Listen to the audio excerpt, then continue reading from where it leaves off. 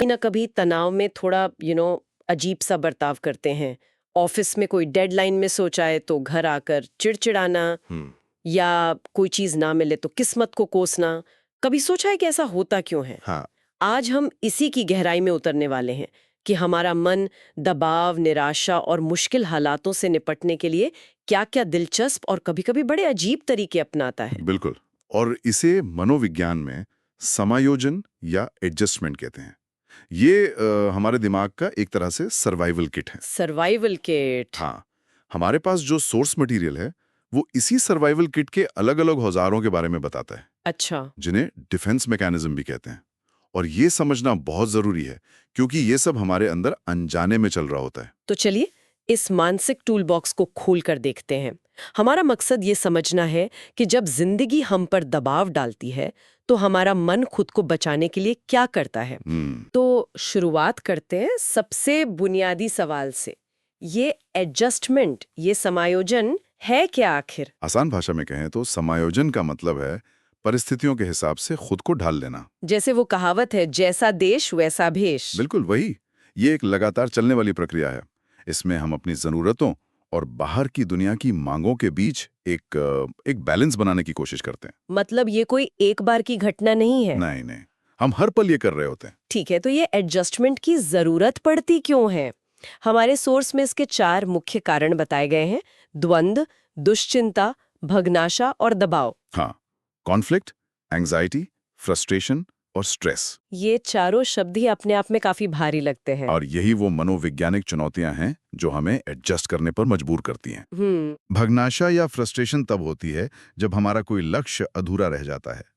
द्वंद्व तब होता है जब हमें 2 रास्तों में से एक चुनना पड़ता है।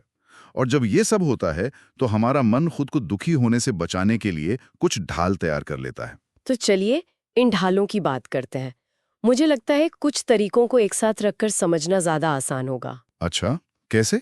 जैसे वो तरीके जिनमें हम अपनी गलती मानने से ही इनकार कर देते हैं और इसका ठीकरा किसी और पर फोड़ देते हैं। बहुत अच्छा पॉइंट है। इस ग्रुप में 2 सबसे आम तरीके हैं। पहला है तर्क संगतिकरण, या जिसे हम आम भाषा में बहाने बनाना कहते हैं, रैशनलाइजेशन। अच्छा। इसकी सबसे अच्छी मिसाल लोमड़ी वाली कहानी है। हाँ, जिसे अंगूर नहीं मिले तो उसने कह दिया, अरे अंगूर तो खट्टे हैं। बिल्कुल। ये तो हम सब करते हैं। परीक्षा में नंबर कम आए तो कह दिया पेपर बहुत मुश्किल था। तो ये सिर्फ बहाना नहीं है, ये एक मनोवैज्ञानिक तरीका है खुद को बेहतर महसूस कराने का। एग्जैक्टली। ये अपने अहंकार को, अपनी सेल्फ रिस्पेक्ट को बचाने का तरीका है। हम असलियत को तोड़ मरोड़ कर ऐसा बना देते हैं जिससे हमें दुख न हो। और दूसरा तरीका क्या है अपनी गलती से बचने का? वो इससे एक कदम और आगे है। उसे कहते हैं प्रक्षेपण या प्रोजेक्शन। इसमें हम ना सिर्फ बहाना बनाते हैं बल्कि अपनी गलती या अपनी बुरी भावना को सीधे सीधे दूसरे पर डाल देते हैं। मतलब उल्टा चोर कोतवाल को डांटे जैसा कुछ? एकदम सही। जैसे कोई बेईमान इंसान हर किसी को बेईमान समझे, या परीक्षा में नकल करते हुए पकड़ा गया छात्र कहे कि और भी तो सब कर रहे थे। अच्छा, मतलब अपनी गलती को दूसरे में देखकर खुद को निर्दोष साबित करने की कोशिश करना। हाँ, इसे बलि का बकरा बनाना भी कह सकते हैं। तो ये दोनों ही तरीके असल में सच्चाई से भागने के रास्ते हैं। अब कुछ ऐसे तरीकों की बात करते हैं जो शायद इससे भी ज्यादा अजीब हैं। जैसे जब लोग तनाव में बच्चों जैसा व्यवहार करने लगते हैं। हाँ, उसे मनोविज्ञान में प्रतिगमन या रिग्रेशन कहते हैं। इसका शाब्दिक अर्थ है पीछे लौटना। पीछे लौटना। हाँ, जब वर्तमान का तनाव बहुत ज्यादा हो जाता है तो व्यक्ति अनजाने में अपने विकास की किसी पिछली ज्यादा सुरक्षित अवस्था में लौट जाता है। इसका कोई उदाहरण? मतलब ऑफिस में बॉस से डांट खाने के बाद जमीन पर लोट-पोट कर रोना रिग्रेशन होगा? हाँ, वो तो थोड़ा एक्सट्रीम हो जाएगा। लेकिन दुख में किसी बड़े इंसान का बच्चों की तरफ फूट फूट कर रोना इसका एक आम उदाहरण है। अच्छा। या जैसे घर में नया बच्चा आने पर बड़ा बच्चा अंगूठा चूसना शुरू कर दे, वो वापस उस दौर में जाना चाहता है जब सारा ध्यान उसी पर था। समझ गई। और एक और तरीका है गुस्सा कहीं का कहीं और निकालने वाला। ये तो मैंने बहुत देखा है। इसे विस्थापन या डिस्प्लेसमेंट कहते हैं ना? जी, इसमें व्यक्ति अपना गुस्सा असली सोर्स पर नहीं निकाल पाता तो उसे किसी कमजोर व्यक्ति या वस्तु पर निकाल देता है। इसका एक क्लासिक चक्र है। बॉस ने कर्मचारी को डांटा, वो बॉस को तो कुछ कह नहीं सकता, तो उसने घर आकर अपनी पत्नी पर गुस्सा निकाला। और पत्नी ने बच्चों को डांट दिया। हाँ, और हो सकता है बच्चे ने खिलौना तोड़ दिया। तो यहाँ गुस्से की दिशा बदल रही है पर भावना वही है, और ये हमेशा ऊपर से नीचे की तरफ ही आता है, हायर अथॉरिटी से लोअर अथॉरिटी की तरफ। बिल्कुल। ये बहुत दिलचस्प है। तो ये हुए भागने या गुस्सा निकालने के तरीके, लेकिन उन भावनाओं का क्या जिन्हें हम बाहर निकाल ही नहीं सकते, जिन्हें हम अंदर ही दबा लेते हैं? उसके लिए भी मन के पास दो बहुत शक्तिशाली औजार हैं, दमन यानी रिप्रेशन और शमन यानी सप्रेशन। सुनने में एक जैसे लगते हैं। हाँ, पर इनमें जमीन आसमान का फर्क है, और ये फर्क चेतना के स्तर पर है। अच्छा, वो कैसे? देखिए, दमन या रिप्रेशन एक अनजाने में होने वाली प्रक्रिया है। इसमें कोई बहुत दुखद या दर्दनाक याद हमारे अचेतन मन में, मतलब अनकॉन्शियस माइंड में चली जाती है। और हम उसे पूरी तरह भूल जाते हैं। हाँ, पूरी तरह। हमें पता भी नहीं होता कि ऐसी कोई याद मौजूद है। और शमन या सप्रेशन? वो जानबूझकर किया जाता है। ये हमारे चेतन मन का फैसला होता है, जब हम किसी दुखद बात को कुछ समय के लिए टाल देते हैं। जैसे परीक्षा से पहले सोचते हैं, अब इस बारे में नहीं सोचूंगी, पहले एग्जाम दे देती हूँ। बिल्कुल। इसमें हम बात को भूलते नहीं हैं, बस उसे कुछ देर के लिए साइड में रख देते हैं। तो दमन में हम भूल जाते हैं और शमन में हम जानबूझकर भुलाने की कोशिश करते हैं। ये बहुत बड़ा अंतर है। जी। अब एक और बड़ा अजीब तरीका है मन का। जब वो किसी से नफरत करता है तो उसके सामने जरूरत से ज्यादा अच्छा व्यवहार करने लगता है। हाँ, रिएक्शन फॉर्मेशन। हमारे सोर्स में कहावत दी है, मुंह में राम बगल में छुरी। एकदम सही। इस पे व्यक्ति अपनी असली भावना के ठीक विपरीत व्यवहार करता है। पर ऐसा क्यों? ऐसा इसलिए होता है क्योंकि उसकी असली भावना, जैसे नफरत या जलन, उसे खुद के लिए अस्वीकार्य लगती है। तो उस भावना को छुपाने के लिए वो उसके ठीक उल्टा व्यवहार करने लगता है। ये तो बहुत होता है, ऑफिस की राजनीति में या रिश्तेदारों के बीच। हाँ, ये एक तरह का मुखौटा है जो असली भावनाओं को ढक लेता है। कमाल है। ये तो हुए मुश्किल भावनाओं से निपटने के तरीके। लेकिन क्या होता है जब कमी गुस्से या नफरत की नहीं बल्कि खुद की काबिलियत में महसूस हो? हाँ, बिल्कुल। उसके लिए भी दो प्रमुख तरीके हैं। पहला है क्षतिपूर्ति या कंपेंसेशन। इसका मतलब? इसका मतलब है जीवन के एक क्षेत्र की कमी को दूसरे क्षेत्र में असाधारण सफलता हासिल करके पूरा करना। जैसे कि कोई पढ़ाई में अच्छा नहीं है लेकिन वो स्पोर्ट्स में कमाल कर देता है। एकदम सही।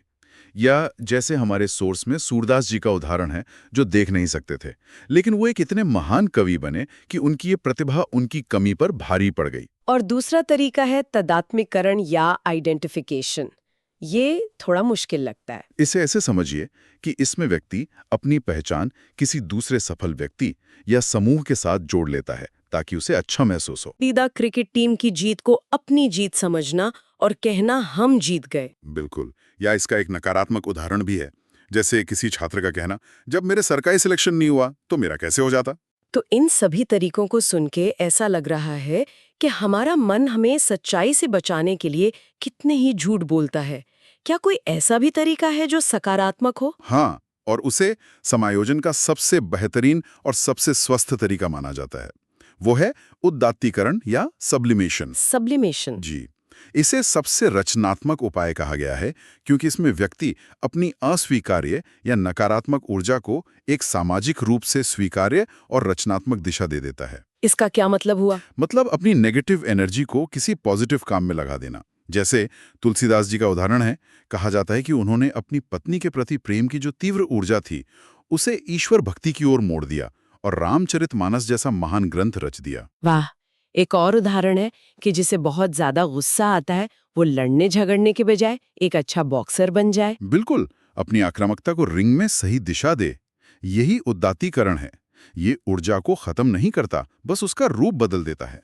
तो ये समस्या से भागना नहीं है बल्कि उसकी ऊर्जा को सही जगह इस्तेमाल करना है। इसीलिए इसे समायोजन का सबसे उत्तम तरीका माना जाता है। तो ये सब तरीके हम अपनाते क्यों हैं? हमने शुरू में बात की थी द्वंद्व या कॉन्फ्लिक्ट की। अब समझते हैं कि ये कश्मकश कितने तरह की होती है। हाँ, ये समझना जरूरी है। मुख्य रूप से 3 तरह के द्वंद्व होते हैं। पहला है ग्राह्य ग्राह्य या अप्रोच अप्रोच। ये सबसे आसान वाला लगता है। हाँ, इसमें आपके सामने 2 अच्छी चीजें होती हैं और आपको किसी एक को चुनना होता है। जैसे 2 बहुत अच्छी नौकरियों का ऑफर मिलना। तनाव कम होता है। और दूसरा है परिहार परिहार, अवॉइडेंस अवॉइडेंस। ये सुनने में ही मुश्किल लग रहा है। और ये सबसे ज्यादा कष्टदायक द्वंद्व है। इसका मतलब है इधर कुआं उधर खाई। मतलब दो बुरे विकल्प हैं। हाँ, और आपको मजबूरी में किसी एक को चुनना पड़ता है। जैसे या तो एक नापसंद नौकरी करो या बेरोजगार रहो। मुझे लगता है इसी तरह के कॉन्फ्लिक्ट में लोग सबसे ज्यादा रैशनलाइजेशन का सहारा लेते होंगे। जब कोई भी रास्ता अच्छा ना हो तो अपने चुने हुए बुरे रास्ते के लिए बहाने बनाने लगते हैं। आपने बिल्कुल सही कनेक्शन जोड़ा। और तीसरा है ग्राह्य परिहार। Approach avoidance. इसमें क्या होता है? इसमें एक ही चीज में अच्छाई और बुराई दोनों होती हैं। आप उसकी तरफ आकर्षित भी होते हैं और उससे बचना भी चाहते हैं। जैसे कोई नौकरी है जिसका वेतन बहुत अच्छा है पर वो घर से बहुत दूर है। एग्जैक्टली इसमें कश्मकश सबसे ज्यादा होती है। तो आज हमने देखा कि हमारा मन कितना जटिल और अद्भुत है। तनाव, निराशा और कश्मकश से निपटने के लिए उसके पास बहानों से लेकर रचनात्मकता तक कितने ही औजार हैं। बिल्कुल, ये सभी तरीके अनजाने में हमारे अंदर काम करते रहते हैं और हमें संतुलित रखने की कोशिश करते हैं। ये सभी डिफेंस मैकेनिज्म हमारे मनोवैज्ञानिक कवच की तरह हैं। ये हमें तत्काल दर्द से तो बचा लेते हैं, लेकिन ये जानना जरूरी है कि इनमें से ज्यादातर तरीके वास्तविकता को कुछ देर के लिए टालते हैं, उसे बदलते नहीं हैं। तो हमने जितने भी तरीके देखे, उनमें एक पैटर्न है। ज्यादातर तरीके सच्चाई से भागने के हैं। सही। सिर्फ एक उदात्तीकरण ही ऐसा है जो उस मुश्किल भावना को एक नई और अच्छी दिशा देता है। शायद यही सबसे बड़ा सबक है। और यहीं पर हम अपने सुनने वालों के लिए एक सवाल छोड़ सकते हैं। क्या? इन सभी तरीकों को जानने के बाद ये सोचना दिलचस्प है कि जब हम तनाव में होते हैं तो अनजाने में कौन सी तरकीब सबसे ज्यादा इस्तेमाल करते हैं? क्या हम अक्सर बहाने बनाते हैं या गुस्सा कहीं और निकालते हैं? और क्या उसे पहचान कर हम जानबूझकर सचेत रूप से तनाव से निपटने का कोई